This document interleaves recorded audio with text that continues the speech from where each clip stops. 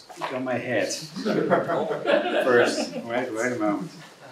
Let's go forward. Let's start with the contents first. Then I talk about this head, of course.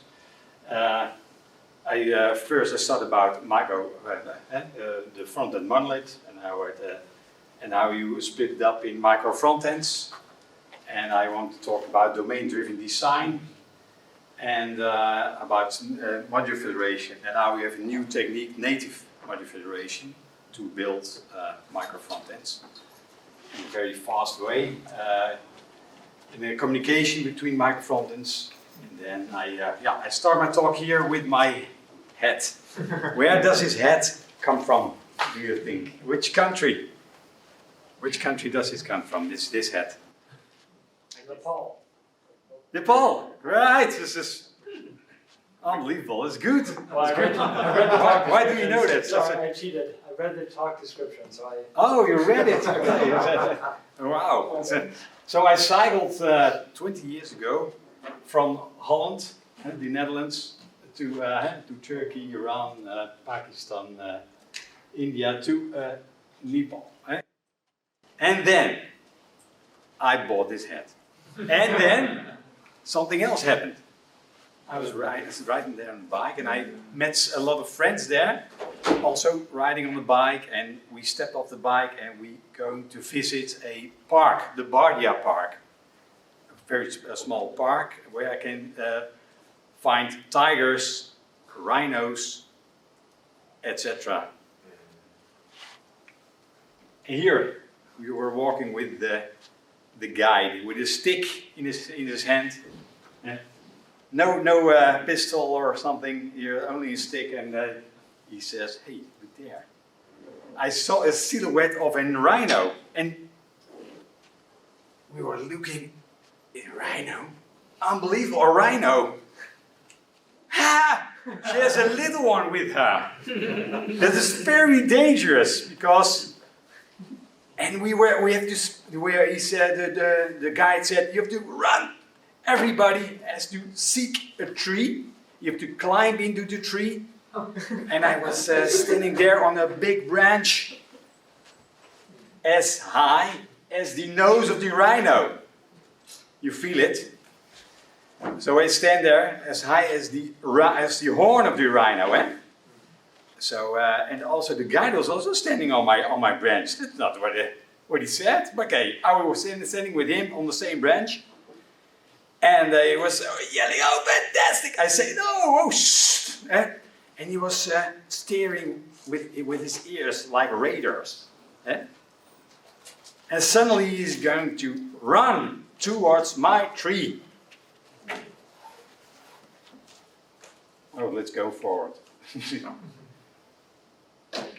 How fast do you think a rhino can run?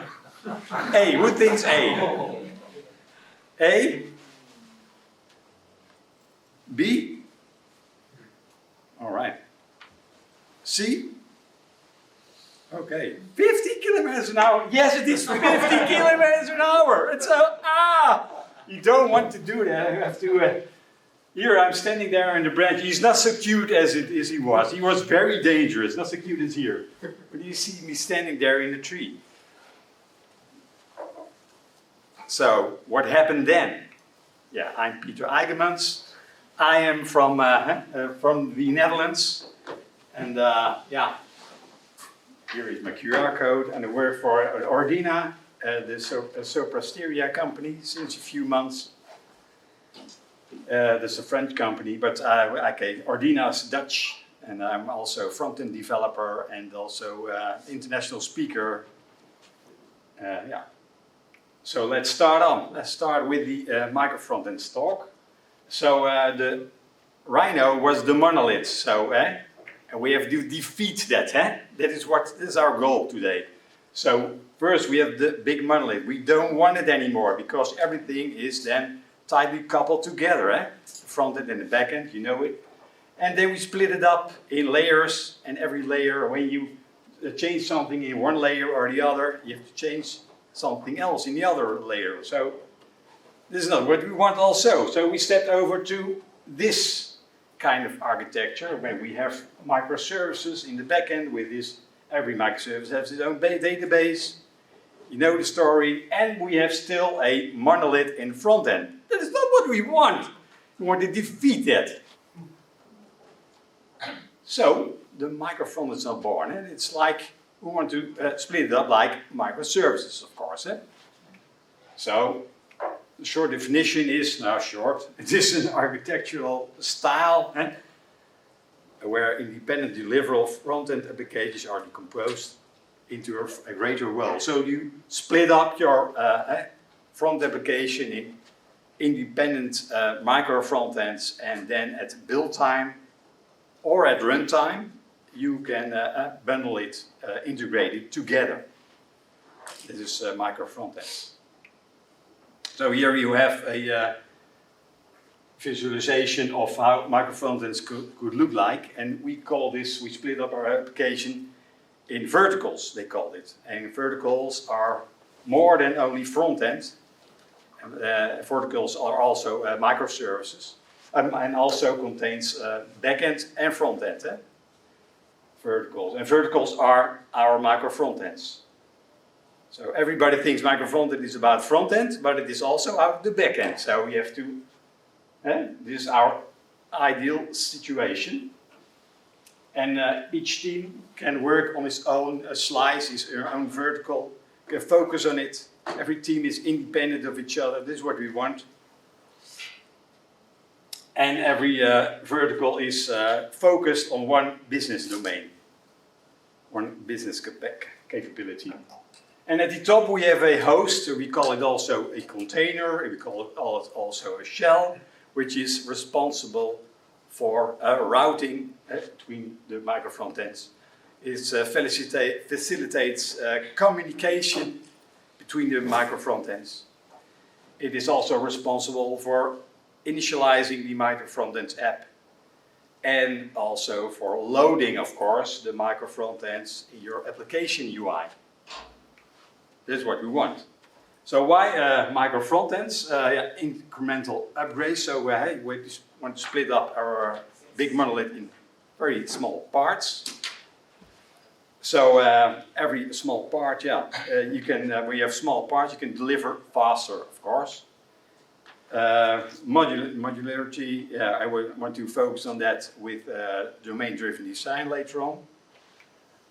You can also reuse your micro front-ends quite easily because they are very tiny. For example, a search box or a search micro front-end, or a something, or a how can you say that? A shopping cart, for example, as micro front-end. I will show you. You can reuse that. Independent deployments. Every micro front has its own pipeline. So every vertical has its own pipeline, so we can also deliver very fast new features. Simple code bases. Every microfront, when it is very tiny, split it up, then the code base is of course simpler than the big monolith was, in comparison with that.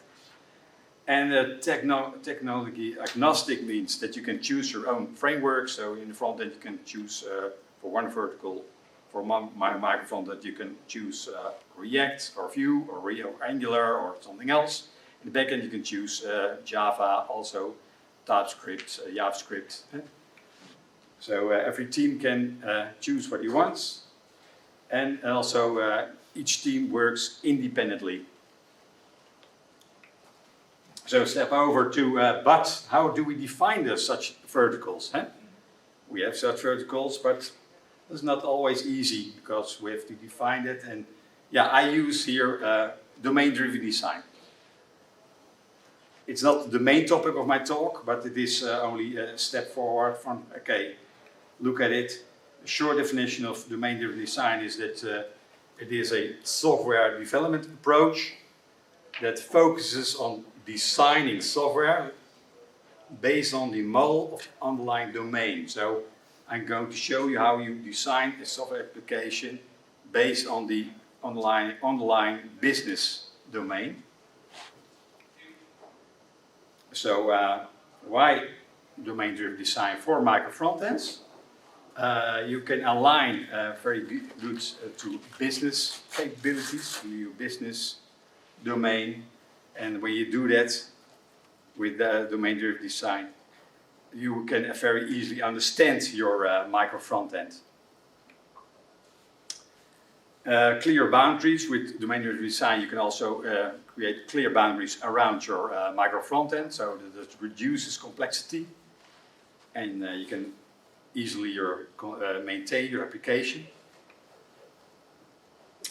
Shared understanding. So it's a very important part because we have to brainstorm with business analysts, with all those domain experts, developers itself, of course. They all brainstorming about how does the business, how should we split up the business in domains. So I show you later what I mean about it. But what the main difficulty is that we need a common language. We need to understand what a product, when you produce a product is for one department something else, and a product for another department, you can say. I mean by that, the one thing think about a physical product, for example, and another one thinks about the administrative product. Modular design, I'll show you how I do that. And continuous evolution, let's say you have to continuously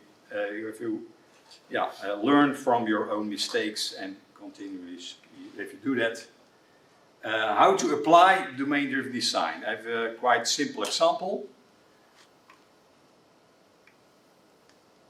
Yes, come on, I have an event booking platform, event booking app for example, this event. You have to organize it. You have a lot of words.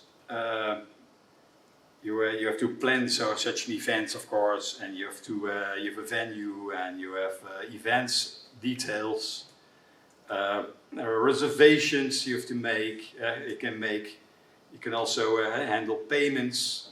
So people have to pay for this event, and you can the booking, and also booking means the fulfillment of the reservations, of course, and to make tickets, and also to send confirmation emails, etc. This is about the brainstorming a little bit, very simple. And then we come to this little bit structure about brainstorming with all those business analysts and developers. We come to this structure a little bit. From we have an event, we have a planning, we can query events. And another group of business analysts and developers recognize that we have also reservations, which also handles the payments, and also the outcome is a invoice, and also has a connection with event. And the booking part, which is handling the tickets and management of the customer and sending out confirmation emails. That's not here in and also has a link with event, and you have the account part. So this is a very simplistic situation. But you have here 3 events, and it means that you need a common language. So for this situation, where you make planning events, you think in a physical way. We have to do this for an event, and that we have to plan a location and a venue, and etc. And in this section, an event has another meaning. It's more administrative meaning. So there's a very simple example, of course, but you need to have a common language with domain-driven design.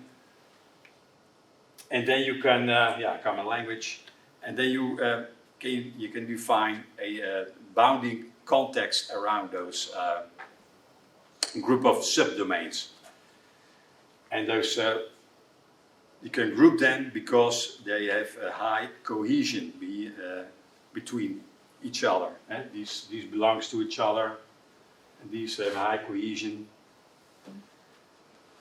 So I recognize, for this example, 4 bounding contexts: an event, and a reservation bounding context, a booking bounding context, and an account bounding context. And those bounding contexts has always relation with each other. Should be not too tight. But it should be loosely coupled. But when you have some communication, for example, they have communication because the reservation system needs to query over the events. So he needs information from this part. So, for example, what I say, they have all those bounding box context has a high cohesion. And between those boxes we have low coupling. You can say that every bounding context, it's not generally true, but you can say in this example, bounding context is a micro front-end. Okay, now you see that I have the same event reservation book account. These are my verticals. And I want to create an application which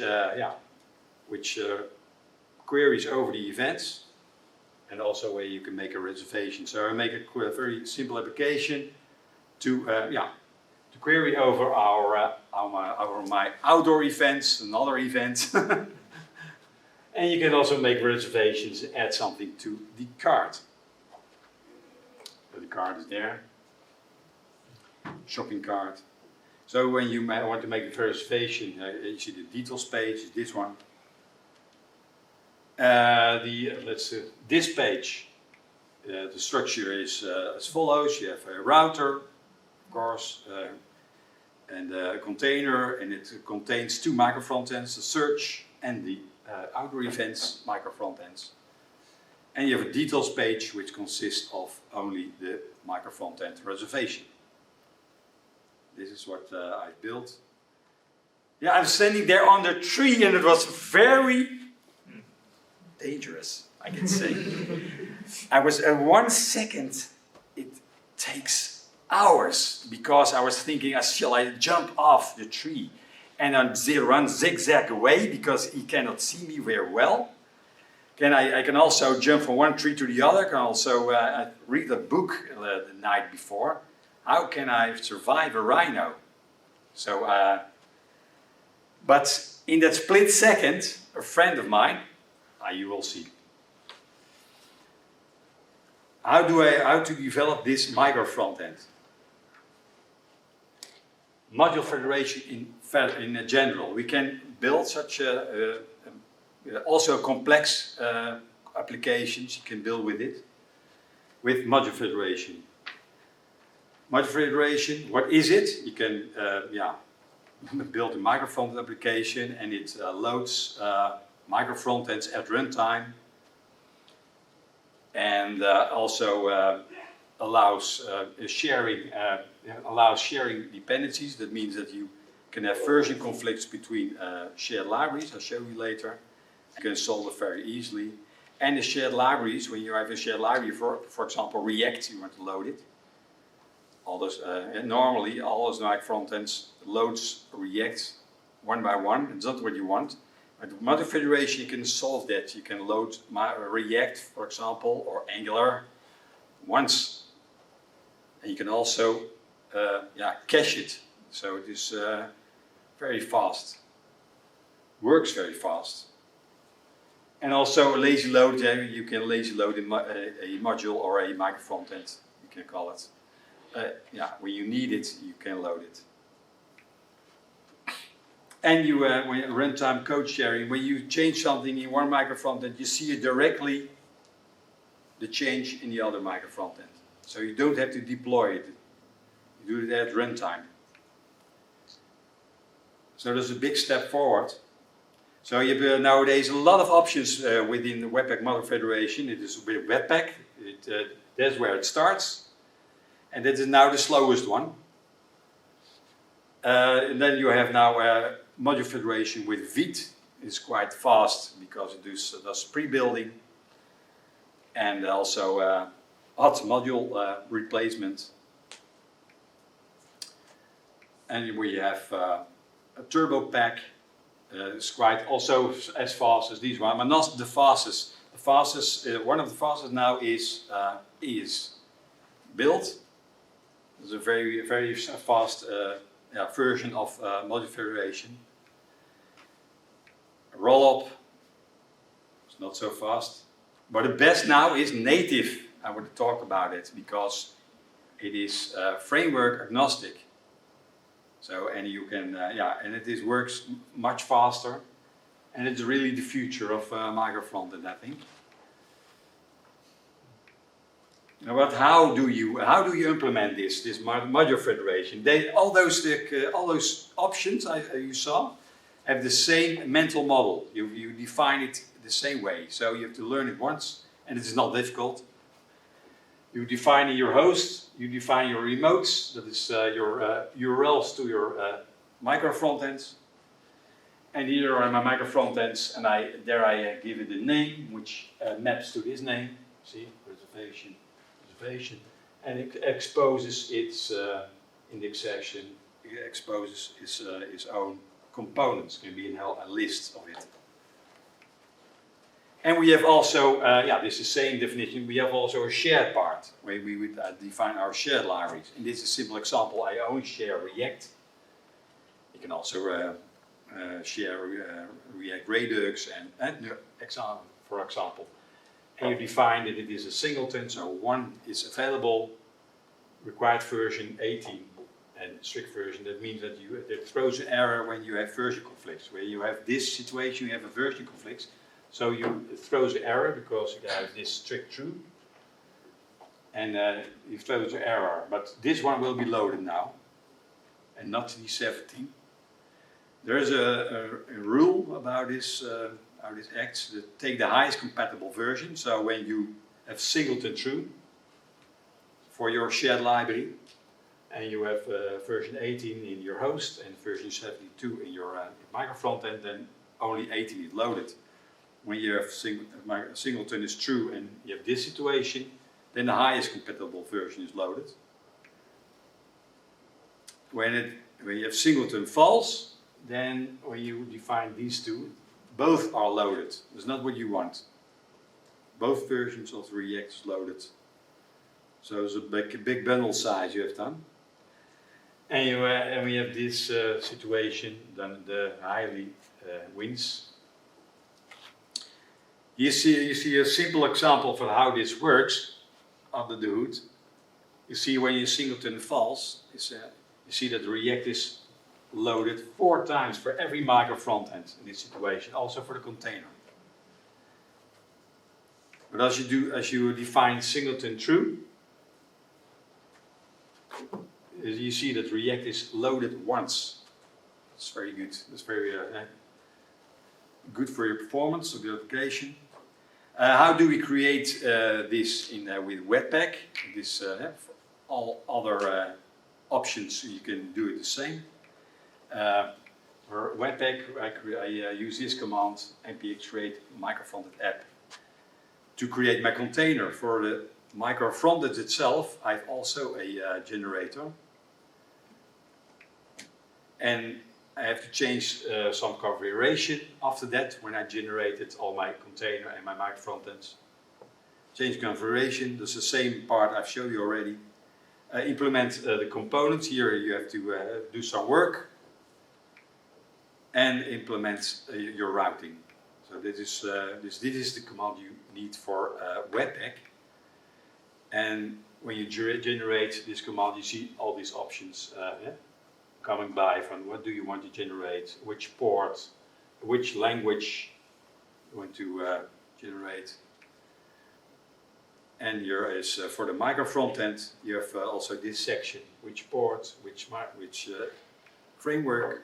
And finally, I generated these micro frontends for my application. I also changed my configuration. I showed you already in the remote section. I defined my URLs to the micro frontends. And here I implement a component. Here is an example of a component outdoor events. So I loop here through the outdoor events with a map. I render a card. There's this part. The card is only the image of the rhino, for example, and I have here a link to to the reservation. A link here. You need here a routing. You have to define routing for this. /slug can contain, for example, a rhino event. Let's see how much time do I have left. Implement routing. So you have to implement routing.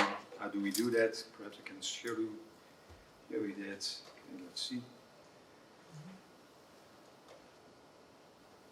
I'm speaking enough. This is I have generated here. Let's see what I have generated. In the container we have generated, and the only thing it generates is the webpack config. And the webpack config, this is generated, and I have to define here my remotes. The container contains, you define your remotes. In the remote section you define all your URLs with the ports, 3001, 3002, 3003, with ports to the micro frontends. And I have also a shared part for React, also for React DOM.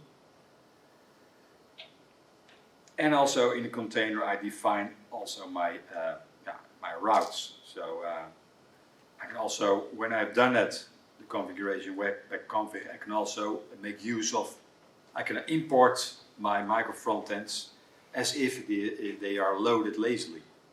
So you can define the import layout footer. When I go back to this one, you see it here, layout.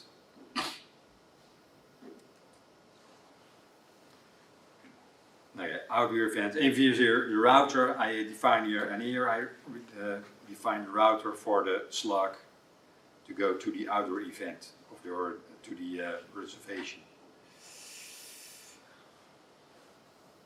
Here I have a layout section I've generated, also a webpack section, and this webpack section has an exposes part. It exposes the header and the footer, you see.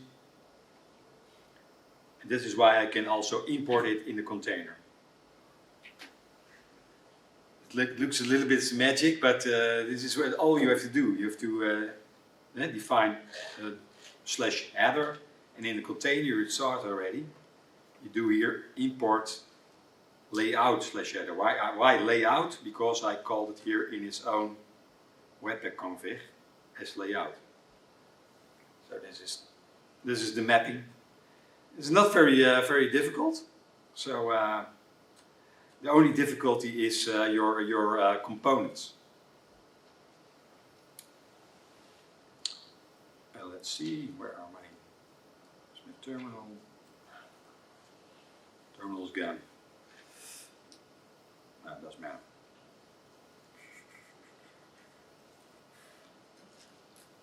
Okay. Now, let's go further. Native multi-federation. This is browser native implementation. So you don't. It's framework agnostic, and it runs fully in the browser. And you don't need any build tool anymore. No build tool like Webpack or. So the browser handles it for you, independent of build tools, framework and build tool agnostic. And I have 1 minute left. It is the same mental model, how you make it, as what I showed you. Embraces ECMAScript, and is blazing fast because it also references the ASBuild tool. And it also loads your shared libraries once, and you can cache your shared libraries.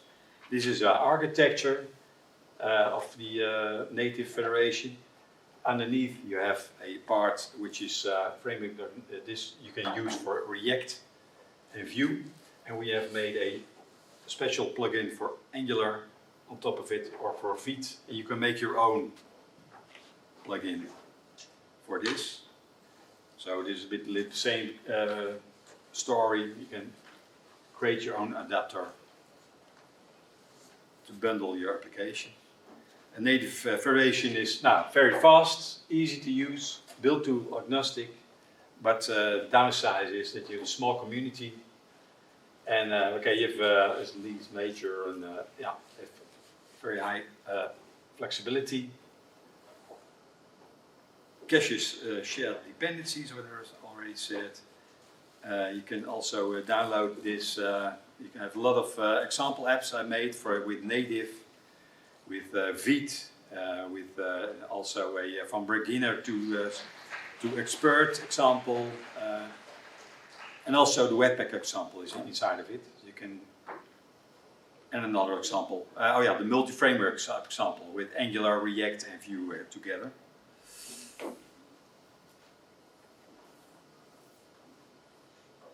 Okay, communication between microphones, you can do it via routing, I showed you already, via custom events, and you can do it via a shared state. I think I have to stop now because okay, I want to show you how to make a shopping cart on the hood, but I have no time for it. How do I survive my Rhino? What do you think? I make myself big and make a lot of noise. What do you think that is the solution? Or B, run away? C, D? Yes, okay. That's, my friend took a photo of the Rhino. It was such a loud click. It's unbelievable. He has a very old camera. And then he didn't saw that I was in danger. And the Rhino feels himself very tiny. Feels very micro. He was very adaptive and easily to manipulate, but okay, he feels himself agile, runs away. So I survived my monolith in this way. Thank you very much.